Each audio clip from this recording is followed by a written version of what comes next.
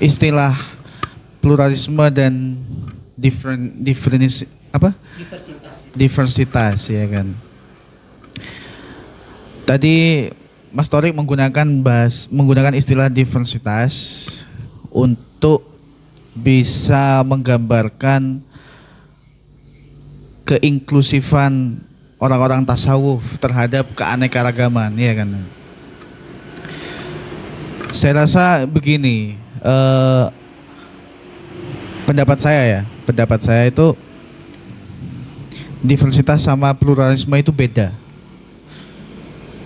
Karena kalau kita menggunakan istilah diversitas, kita sebenarnya pakai framework ketuhanan, ya kan? Tuhan itu menciptakan makhluk yang beraneka ragam, ya kan? Makhluk yang mempunyai keyakinan yang berbeda, baik dalam jalan spiritual, entah budaya dan lain sebagainya. Sedangkan kalau kita menggunakan kacamata pluralisme, itu substansinya adalah apa ya? Menjaga kemanusiaan. Misinya di situ. Itu sudah dua hal yang beda gitu. Itu dua kacamata yang berbeda gitu. Tapi itu bisa dikaitkan. Itu yang pertama. Yang kedua soal apa tadi ya? Soal keagamaan, keagamaan. Tadi kan dijelaskan bahwa menurut William Kittig, semua agama itu memiliki esensi yang bermuara ke satu realita, ya kan? Tapi saya tuh agak janggal, Mas. Karena di Islam itu ada ayat yang sangat-sangat jelas. Bunyinya inna dina indallahil Islam. Itu jelas itu udah. Saya pengen tahu pendapat Mas Torik untuk menyambungkan ayat. Karena gini, alat ukur kita ya secara epistemologi ya kan, dan ontologi kita punya Al-Quran sebagai pijakan ya. Artinya Al-Quran itu sebagai alat ukur untuk melihat sesuatu. Nah, bagaimana nih caranya Mas Torik mempertemukan pemikiran Ibnu Arabi dan William Kittig terhadap ayat itu, ayat inna dina indallah Islam. Itu yang kedua. Jadi saya masih agak janggal. Saya masih agak janggal terhadap penjelasannya Mas Torik. Kemudian yang ketiga soal wali tadi. Ada narasi yang mengatakan begini. La ya'riful wali illal wali. La ya'riful wali, tidak ada yang bisa mengetahui wali kecuali wali. Wali juga wali punya level gitu. Artinya saya butuh penjelasan yang lebih konkret dan butuh referensi juga terkait tingkatan-tingkatan yang Mas Torik tadi sampaikan, bahwa orang yang majdub, wali yang majdub itu berada di wilayah yang rendah, terus yang tinggi itu tajalli, ya kan? Saya butuh itu, saya butuh penjelasan yang lebih konkret. Karena begini, Mas, saya menilai wali-wali majdub itu bukan tidak selalu mereka itu tidak kuat secara yang mungkin wilayah itu unreachable atau untouchable, nggak bisa terjangkau kecuali orang-orang yang memang ada di wilayah itu. Terus yang keempat tajalli. Saya pikir begini, konsep tajalli itu bayangan aja objek itu sendiri dan menghadirkan eksistensi Tuhan. Itu aja dulu, 4 dulu. Silakan ditanggapi. Bagus, terima kasih. Pertanyaan yang sangat bagus. Saya tunggu dari pertanyaan Lek Faruk.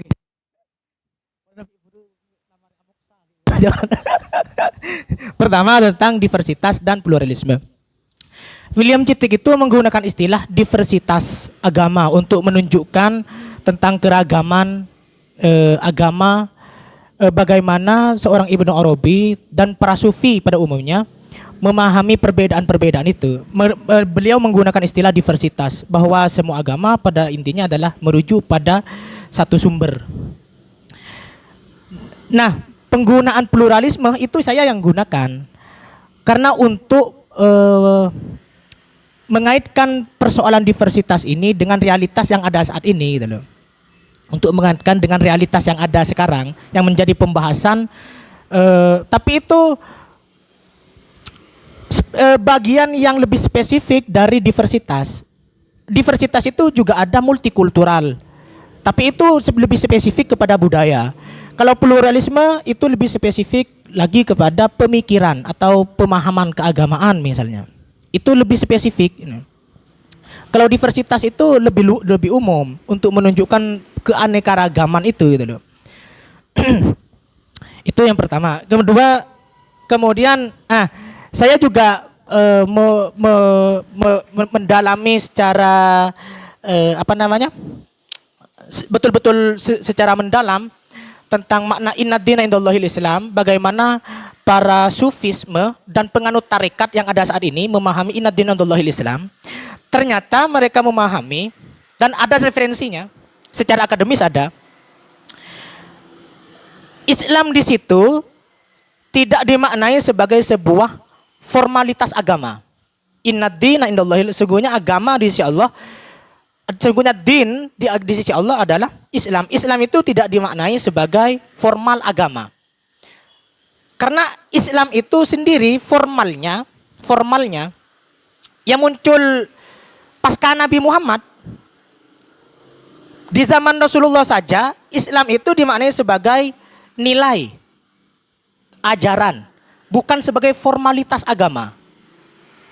Makanya Nurholis Majid menggunakan I besar dan I kecil untuk menggambarkan Islam. Islam sebagai formal ditulis dengan I besar, itu sebagai agama berarti. Kalau I kecil itu sebagai ajaran atau nilai-nilai. Nah, semua agama baik itu Kristen, Yahudi, dan agama-agama lainnya, itu adalah I kecil. Semua memiliki nilai I kecil itu, Islam. Semua memiliki nilai kepasrahan, karena Islam itu di situ diartikan sebagai kepasrahan pada Tuhan. Selama agama itu mengajarkan tentang kepasrahan pada Tuhan dan beriman kepada hari kiamat, maka itu adalah Islam. Nah, ternyata konsep para sufisme memahami Islam itu sudah di situ. Jauh sebelum Nurholis Majid mengistilahkan I besar atau I kecil. Para sufisme itu sudah melihat hal itu, gitu loh. Ibnu Arabi sudah memandang hal itu, bahwa Islam itu dimaknai sebagai sebuah ajaran, nilai, bukan formalitas. Kalau formal agamanya yang muncul pasca Nabi, yang dirumuskan ada fikih, ada akhlak, ada apa lagi dan sebagainya, itu menjadi untuk masuk Islam harus baca syahadat, untuk menjalankan Islam harus sholat 5 kali. Nah, itu formalnya dirumuskan pasca Nabi Muhammad, gitu. Sebagai sebuah agama, gitu. Nah, kemudian apa lagi? Wali Majdub itu, jika saudara ingin baca referensi, ini sebenarnya saya memahaminya, pemahaman saya tentang konsep tahalli, dan tajalli, gitu. Tahalli dan tajalli. Saudara bisa baca banyak referensi literatur yang membahas tentang hal itu. Nah,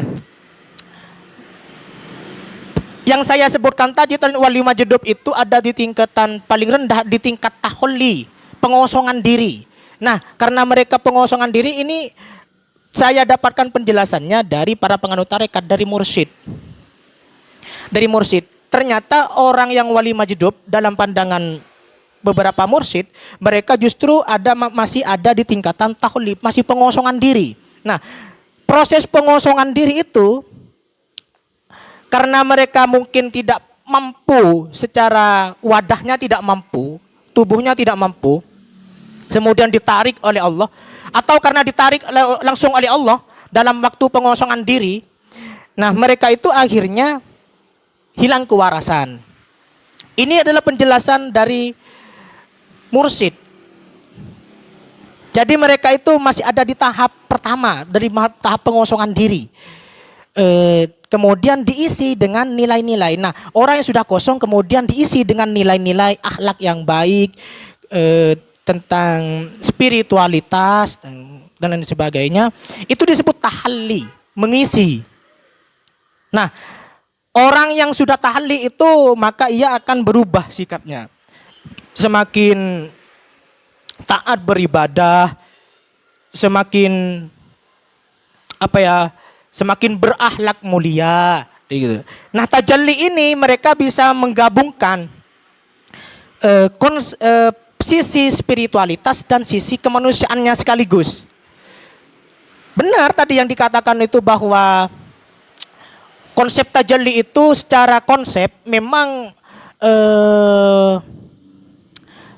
dia melihat tidak ada yang lain di dunia ini kecuali Allah. Makanya dia selalu berbuat baik.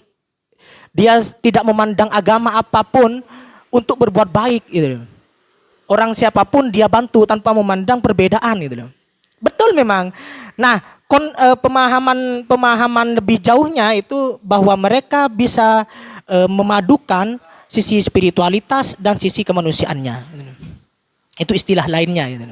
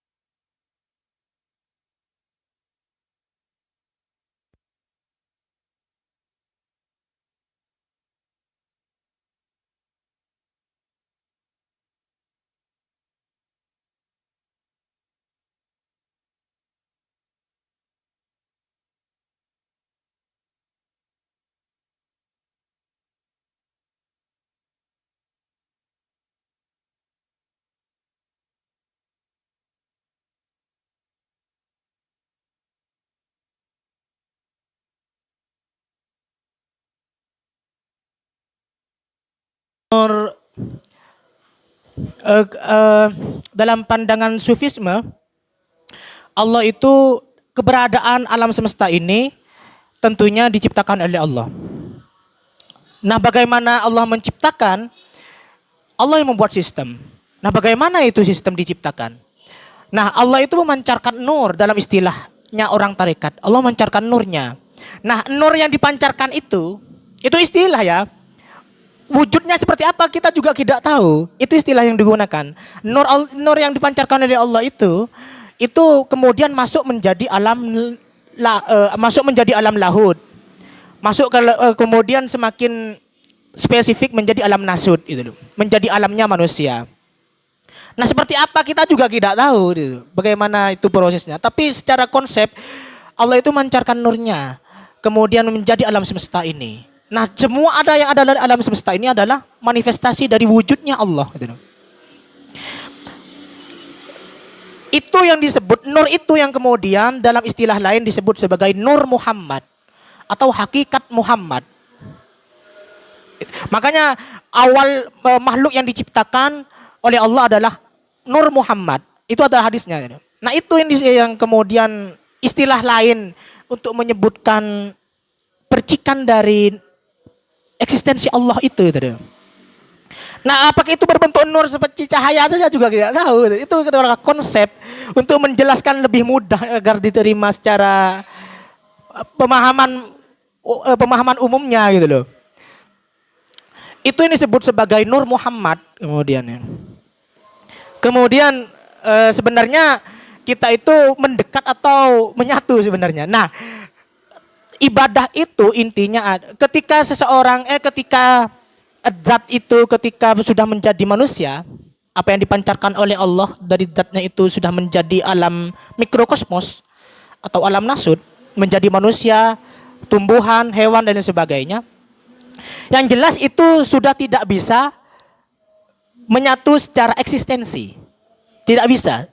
Untuk menyatukan kembali secara zat itu tidak bisa dengan. Makanya dia selalu mendekat. Istilah lainnya itu adalah wahdatul wujud. Wahdatul wujud. Kesatuan wujud. Kesatuan wujud. Istilah lainnya adalah ittihad. Peleburan. Nah, itu adalah istilah. Karena saking sulitnya, menurut Ibnu Arabi, saking sulitnya penggunaan istilah untuk menggambarkan hal itu. Ibnu Arabi menggunakan wahdatul wujud. Ibnu Arabi itu. Nah, bagaimana wujud itu disatukan itu tidak bisa kita tidak bisa kita bayangkan gitu. Tidak bisa kita bayangkan secara akal gitu. Bukan penyatukan air dengan gula gitu loh. Itu kan zat sudah jelas gitu loh. Nah, zat kita bertakarrub kepada Allah, mendekatkan beribadah kepada Allah, itu tujuannya itu untuk mendekat. Mendekat itu dalam istilah lainnya adalah penyatuan wujud gitu. Itu istilah gitu. Untuk dipahami secara lebih mudah gitu. Kemudian apa lagi ya, lupa saya yang terakhir itu. Nah, tarekat itu pada dasarnya mengajarkan manusia untuk bertakarrub itu dengan apa? Dengan amalan-amalan, dengan zikir, dengan rutin beribadah dan lain sebagainya. Itu adalah amalan-amalan, tapi ada nilai esensi yang menjadi pemahaman spiritual mereka. Setiap tarekat itu memiliki guru sufi. Guru sufi ini pasti memiliki pemahaman tentang konsep kesatuan itu. Konsep kesatuan itu pasti mereka memiliki gitu. Semua tarekat itu bermuara pada Syekh Yazid Al-Bustami. Syekh Yazid Al-Bustami. Semuanya tarekat itu mengarah pada itu. Pada guru spiritualnya Yazid Al-Bustami. Yazid Al-Bustami itu pemikiran tasawuf nazari, filosofis. Tasawufnya tasawuf filosofis. Tarekat itu yang ada sekarang ada sisi peribadatannya, ubudiyahnya, ada sisi filosofisnya. Nah, filosofisnya itu peribadatan jadi menjadi siklus itu. Peribadatan itu untuk melatih pemahaman mereka tentang pemahaman filosofisnya. Filosofisnya itu untuk membangun peribadatannya. Gitu. Jadi siklusnya itu terjadi itu terus begitu. Jadi mereka zikir dan lain sebagainya itu untuk melatih mereka untuk memahami konsep nazari itu, untuk memahami konsep filosofis dalam tasawuf. Nah, konsep filosofis itu diajarkan untuk semakin taat beribadah. Gitu. Gitu. Jadi filosofisnya begitu. Siklusnya begitu. Orang yang belajar tarekat hanya mengikuti ubudiyahnya tanpa mengikuti filosofisnya, nah itu kurang menurut saya. Menurut saya kurang kafah dalam mengikuti tarekat. Karena tarekat itu ada dua sisi, sebagai filosofis dan sebagai pengamalan. Cukup ya? Berapa menit tadi? Kurang lebih sejam. Kemudian karena berkaitan yang tanggapan yang kedua, pertanyaan kedua, karena dalam dunia barat gitu, bagaimana kita menghargai perbedaan dan keragaman itu sendiri, ini masalah ini ya etik gitu. Karena misalnya lebih jauh lagi ya, bukan hanya sebatas keragaman, menghargai.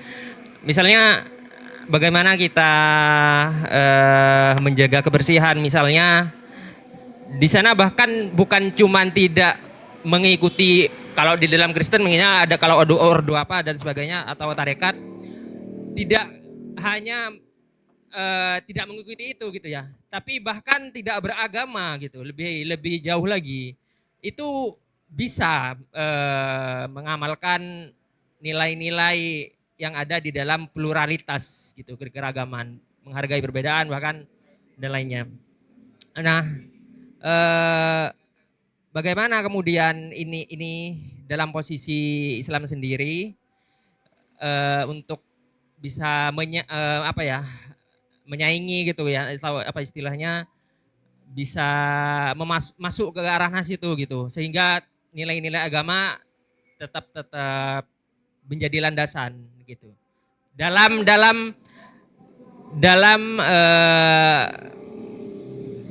dalam pemikiran yang barat ini gitu. Barat ini kan nggak perlu tuh yang namanya tarekat, bahkan agama pun nggak perlu gitu dalam ranah kayak gitu. Nah ini posisinya kan berada di posisi yang berseberangan sebenarnya yang sekarang ini, dimana dia harus masuk ke ordo, masuk menjadi tarekat, memahami tasawuf dan filosofisnya, dan itu kan berlandaskan ke agama kayak gitu. Nah dalam menuju ke pluralitas, sesama pluralitas tapi kan ini yang berbeda. Nah itu dalam mengimbangi pemikiran yang tanpa agama dan tanpa ordo itu seperti apa kayak gitu?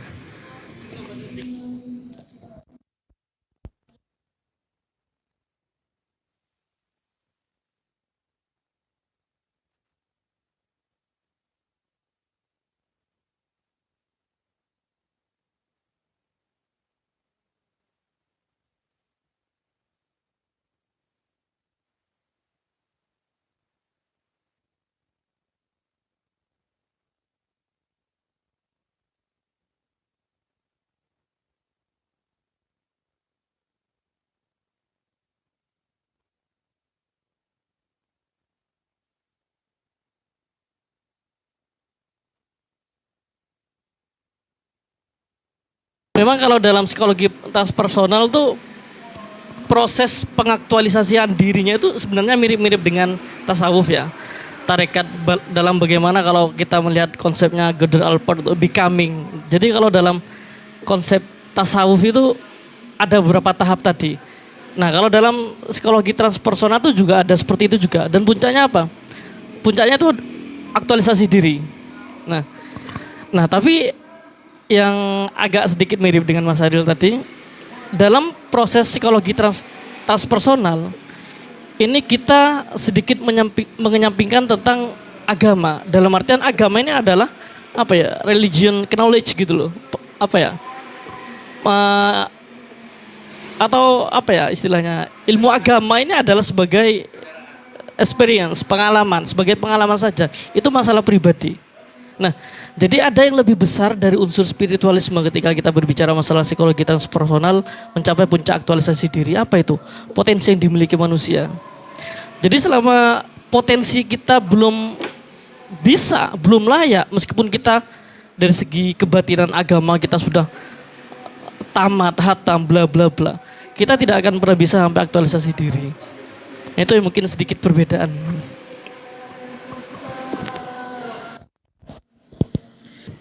Apa dah? Lupa saya. Nah, tarekat itu pada akhirnya melatih para pengikutnya untuk memiliki dua aspek sekaligus itu.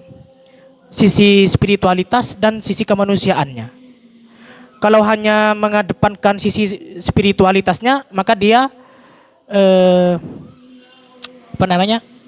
akan belum kafah, belum mencapai tingkatan yang sempurna itu. Maka terus dibimbing oleh mursyid. Orang yang sudah mencapai tingkatan kafahnya itu yang menjalankan dua hal sekaligus itu. Spiritualitasnya bagus, sisi kemanusiaannya bagus gitu loh. Jadi dalam tarekat itu selama masih semuanya ada di mursyid. Mursyid itu lebih paham tentang hal itu. Mursyid itu lebih tahu tentang nilai sense dari setiap muridnya. Oh, ini nampaknya ini belum masuk ke tingkatan berikutnya gitu. Nah, itu semuanya atas izin mursyid. Untuk masuk tingkat berikutnya, oh, kamu harus mengamalkan amalan ini sekian gitu. Itu untuk melatih sisi kemanusiaannya itu kamu harus bersedekah sekian gitu. Itu mursyid lebih tahu. Mursyid yang mengarahkan itu semuanya dalam tarekat. Nah, bagaimana dengan orang yang lebih mengedepankan kemanusiaannya sehingga tidak butuh spiritualitas misalnya? Ya banyak orang ateis. Tapi saya ini bukan fokus saya. Saya tidak tahu. Saya juga tidak paham mengapa ateis itu bisa muncul dan lain sebagainya. Mungkin karena keresahan mereka tentang konsep teologis itu. Karena mereka tidak menemukan kepuasan dari sisi teologis, kemudian mereka lebih mengedepankan sisi kemanusiaannya. Mungkin itu, saya juga tidak paham itu. Tapi tarekat itu mengajarkan dua hal itu gitu loh. Ketika sisi spiritualitas dan kemanusiaannya sudah bagus, maka dia diangkat menjadi wali mursyid. Dia sudah bisa mengayomi masyarakat dan lain sebagainya, maka dia akan menjadi wakil mursyid di setiap pertemuan. Kalau mursyid tidak bisa misalnya, maka diwakilkan dengan wakil talqin istilahnya kalau dalam tarikat itu. Wakil talqin. Untuk yang pertanyaannya tentang bagaimana ateis atau orang yang mengedepankan kemanusiaannya tanpa spiritualitas, ya saya juga agak tahu itu bagaimana itu bisa muncul itu. Itu bukan spesifikasi saya itu. Tapi sepengetahuan saya, orang yang bagus kemanusiaannya tapi dia tidak membutuhkan nilai spiritualitasnya, yaitu kelompok humanisme. Kelompok humanisme. Kelompok humanisme liberal. Kalau humanisme Pancasila enggak. Spiritualisme ini tidak selalu berkaitan dengan nilai-nilai keagamaan. Jadi dalam arti transendental ini tidak selalu ada keterlibatan pihak agama dalam mencapai kemenangan batin. Itu kalau yang saya tangkap selama ini. Jadi memang murni bagaimana manusia, resiliensi manusia itu bangun secara personal. Nah, iya saya paham sebenarnya yang ditanyakan itu saya paham. Ada seseorang yang memahami spiritualitas itu tanpa beragama sebenarnya. Hanya kita pada intinya berspiritual itu kan berkemanusiaan bagi mereka. Kalau sudah berkemanusiaan maka spiritualitas itu ya itu sudah. Spiritualitas itu adalah berkemanusiaan bagi kelompok humanis gitu. Kalau dikaitkan dengan tarekat itu saya tidak tahu. Karena dalam tarekat itu ajarannya ya ajaran kaku. ajarannya ajaran kaku. Iya, itu semuanya mursyid. Yang menilai itu mursyid. Apakah seorang itu perlu naik tingkatan? Itu semuanya yang tahu ya mursyid. Kalau bukan mursyid ya gak bisa. Walaupun dia bisa mengamalkan 10.000 zikir, tapi kalau mursyid nggak berkenan untuk menaikkan itu gak bisa. Jadi ketat sekali, kaku sekali itu kalau dalam tarekat, dalam permasalahan ubudiyahnya gitu loh, dalam peribadatannya. Kalau ordo dalam Kristen ada yang, ya itu namanya ordo humanisme kalau dalam filsafat, ordo humanisme. Dari spiritualitasnya mereka itu tanpa beragama pun bisa. Yang penting bisa melakukan kebaikan sama manusia, itu sudah spiritualitas mereka itu. Mungkin ini sebagai penjelas dari posisi aja ya. Karena kalau posisi jelas, semuanya juga jelas. Ngomong-ngomong soal torikoh, ya kan? Torikoh itu ada torikoh, ada sirot. Torikoh itu maknanya jalan kecil. Kalau sirot itu jalan besar. Jalan kecil hanya menampung jumlah yang kecil, ya kan? Sedangkan sirot itu jumlah yang besar, bermacam-macam. Itu penjelasan dari Pak Quraisyhab. Kalau kebalik, saya dikoreksi nanti.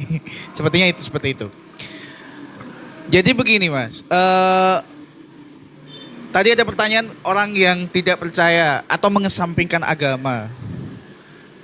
Itu sebenarnya hanya menggeser alat ukur. Menggeser dari, kan begini, kan tradisi di timur itu kan sangat kental sekali dengan agama, spiritualitas dan agama ya kan. Sehingga itu menjadi nilai ukur seseorang untuk menjaga kedamaian, menjaga kemanusiaan ya kan. Tapi yang seperti yang dijelaskan oleh Mas Torik, ada beberapa orang yang tidak puas dengan representasi agama. Agama yang seharusnya menjadi solusi, agama yang seharusnya menjadi kedamaian ya kan, sumber kedamaian, itu justru menjadi wajah yang menyeramkan. Dogmatis, menyeramkan, kaku begitu kan. Sehingga banyak orang yang menggeser dari alat ukur agama menjadi humanisme. Secara humanistik kalau sudah benar ya udah nggak apa-apa, tanpa harus ada agama nih. Cuman di situ ada problem lagi. Kenapa problemnya? Karena secara tidak sadar ketika kita menggunakan pendekatan eksistensialisme ya, transpersonal itu mengaktualisasi diri. Nah, diri ini punya banyak distraksi dan bentuk-bentuk yang memang itu bisa aja mencemari tolak ukur ini tadi. Misalkan kita punya hawa nafsu, ya kan? Kita berbuat baik kepada istri orang, ya itu akhirnya secara etik kan tidak benar gitu kan. Harusnya kan ditahan begitu. Nah, pada akhirnya kan aktualisasi diri ini juga bermasalah nih. Kalau tidak ada sesuatu yang kuat gitu. Saya rasa itu hanya berbicara soal perpindahan tolak ukur aja. Yang awalnya itu mereka tidak puas dengan tolak ukur agama, kemudian menggunakan pendekatan humanisme. Tapi ya begitu, ketika misalkan kita bicara soal eksistensialisme ya kita pada akhirnya udah gugur semua gitu loh. Kita tidak usah bicara soal agama gitu, karena eksistensialisme itu sebenarnya memisahkan antara domain ketuhanan dengan makhluk yang saya pahami. Tapi itu juga ada potensi bisa diseragamkan, bisa dipertemukan. Itu. Terus yang terakhir, seorang salik, seorang yang mendalami, seorang yang menelusuri jalan toriko, itu kan punya satu pandangan. Man arafa nafsahu, arafa robbahu.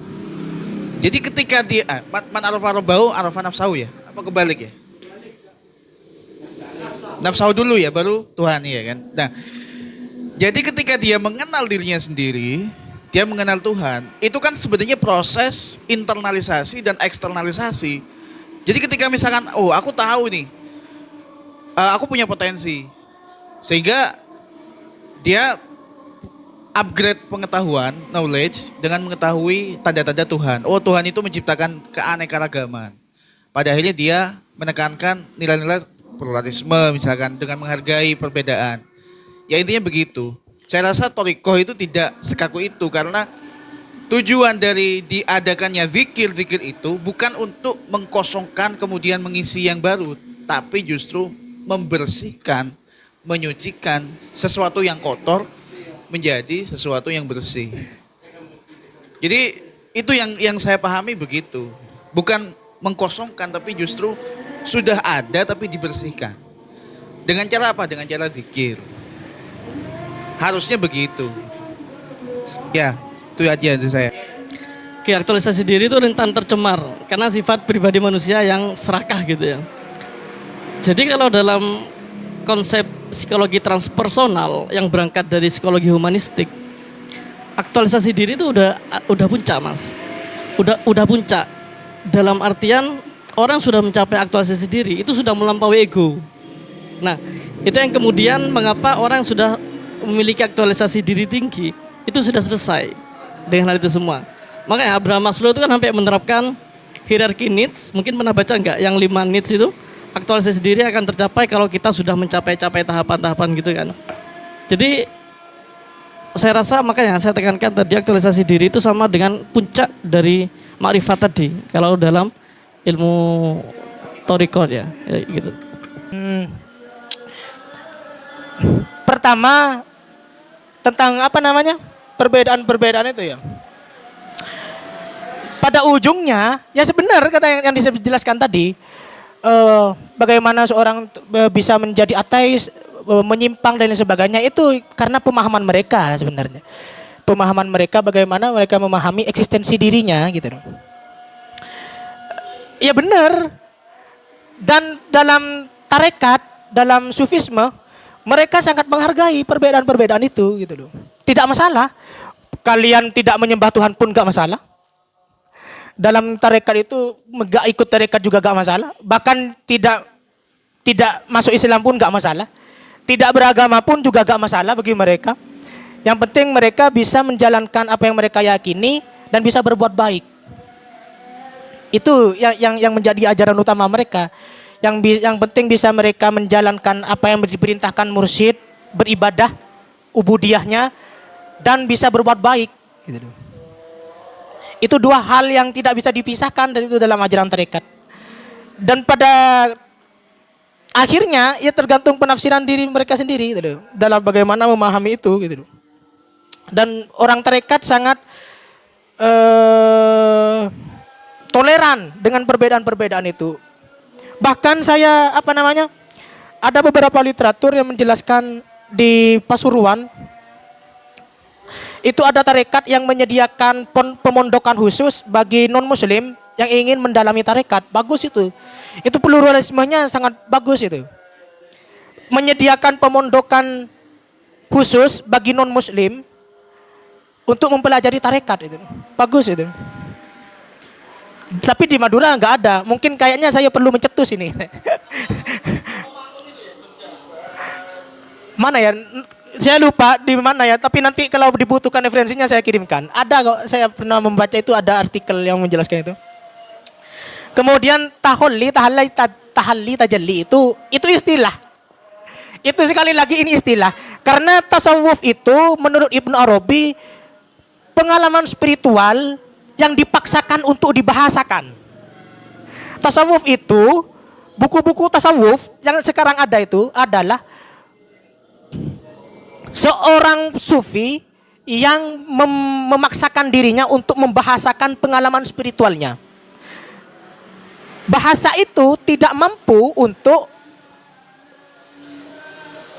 menggambarkan secara utuh apa yang dialami oleh spiritual itu. Jadi tahalli, tajalli, pengosongan maupun membersihkan itu ya sama aja. Intinya sama aja gitu loh. Karena itu keterbatasan bahasa kita gitu. Keterbatasan karena tahalli itu secara bahasa Arab ya mengosongkan gitu. Tahalli itu mengisi gitu. Itu adalah keterbatasan bahasa seorang sufi. Karena menurut Ibnu Arabi sekali lagi tasawuf itu membahasakan pengalaman spiritual yang dipaksakan. Untuk mengalaminya ya belajar tarekat. Belajar tarekat itu. Itu istilah. Ada yang menggunakan istilah fana wal baqa. Itu istilahnya Yazid Al-Bustami. Fana merusak dirinya, kemudian baqa mengekalkan. Merusak dirinya yang bermaksiat, merusak dirinya yang memiliki pikiran-pikiran negatif, kemudian baqa mengekalkan, mengisi dengan akhlak mulia, baqa mengisi dengan beribadah dan lain sebagainya. Itu adalah istilah. Jadi setiap sufi itu punya istilah. Nah, istilah-istilah itu cukup beragam dalam tarekat. Kalau Naksabandiyah menggunakan istilahnya Yazid Al-Bustami, fana wal baqa. Kalau mungkin di tarekat lain ada istilah taholli, tahli, tajalli ini gitu loh. Saya rasa begitu. Iya. Karena itu sekali lagi bahasa yang dipaksakan untuk menggambarkan pengalaman spiritual. Terakhir Mas ya. Tadi kan kita berbicara masalah dalam tarekat ini ada aspek spiritualisme, keagamaan dan humanisme ya. Nah, ketika kita berbicara masalah humanisme, apakah ini hanya berkaitan dengan hablum minannas saja? Sehingga hablum minannas saja dalam artian Apakah ini berkaitan dengan hablum minannas saja. Sehingga ini menjadi salah satu bentuk tolak ukur seseorang bisa naik tingkat gitu ya. Nah, tapi terkadang gini, kita bisa melihat ya dari segi bagaimana hubungan dia dengan manusia yang lain, humanisme.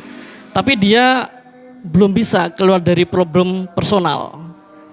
Nah, ini apakah juga menjadi tolak ukur penilaian dalam thariqah juga? Dalam artian saya menjadi orang yang baik, kesalahan sosial saya sudah mantap lah gitu ya. Saya sering bersedekah, berbuat baik kepada orang lain. Tapi ketika saya sedikit punya masalah, saya langsung overthinking. Itu banyak yang kayak gitu. Kepikiran, saya overthinking, cemas, anxiety. Nah, apakah itu sudah bisa masuk dalam kategori bisa naik tingkat lah gitu lah ya? Ya, sekali lagi dalam tarekat itu penilai utamanya adalah mursyid. Mursyid yang memiliki estafet. Mursyid yang memiliki estafet. Apakah seorang jemaah? Apa istilahnya dalam tarekat itu jemaah itu? Ahwan dan akhwat. Apakah ikhwan itu bisa naik tingkatan? Itu adalah mursyid penilainya. Bahkan ada yang tidak masuk akal. Cara yang tidak masuk akal digunakan mursyid. Misalnya tiba-tiba malam hari dia menelpon. Mursyid itu katanya sering menelpon. Kamu sekarang amalannya naik ya menjadi 7.000. Gitu. Nah, apa kriterianya saya juga gak tahu gitu. Itu mursyid yang tahu kan. Nah, ini yang ada pembahasan khusus William Cittick itu tentang dunia imajinal. Makhluk imajinal. Nah, itu makhluk imajinal ini macam apa ya? Ya macam hal-hal yang gak masuk akal gitu. Yang dibahas itu. Misalnya saya didatangi Jibril. Misalnya saya didatangi Jibril. Ditelepon Allah misalnya. misalnya. Nah, itu disebut makhluk imajinal dalam ini. Kalau dalam istilah psikologisnya apa ya? Saya nggak tahu. Dalam istilah psikoanalisisnya itu apa ya? Ada kayaknya, tapi ada itu. Saya pernah mendengar ceramahnya almarhum yang Syiah siapa ya almarhum? Temannya Nurholis Majid, tapi dia Syiah ya, almarhum. Siapa ya? Lupa saya. Nah, ternyata siapa ya? Yang Syiah itu loh. Ini loh. Temannya Nurholis Majid. Bukan almarhum itu. Pendiri ketua umum ahli bait. Lupa saya. Lupa.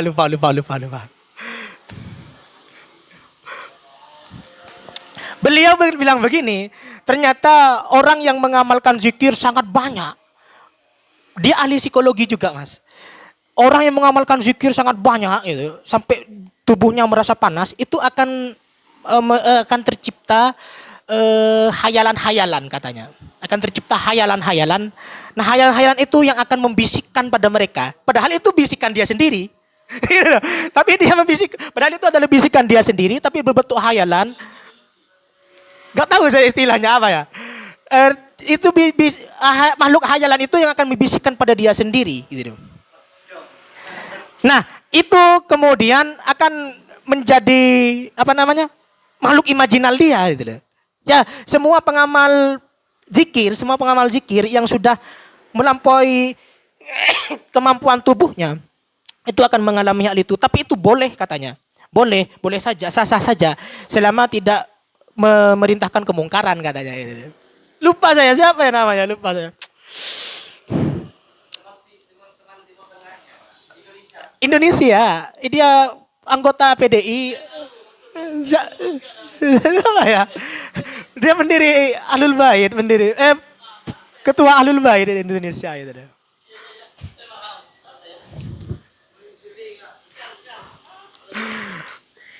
Nah, mungkin itu ya, mungkin ya.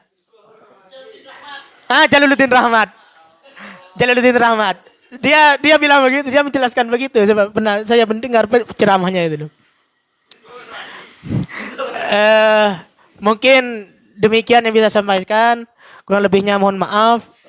Banyak kekurangan yang saya sampaikan. Semoga bisa bertemu di lain waktu. Kekurangan hanya milik saya, kesempurnaan hanya milik Allah. Itu biasanya kalau orang tarekat berceramah. Kalau orang tarekat berceramah itu begitu. Ketidaksempurnaan hanya milik saya dan kesempurnaan hanya milik Allah. Wabillahi taufiq wal hidayah. Assalamualaikum warahmatullahi wabarakatuh.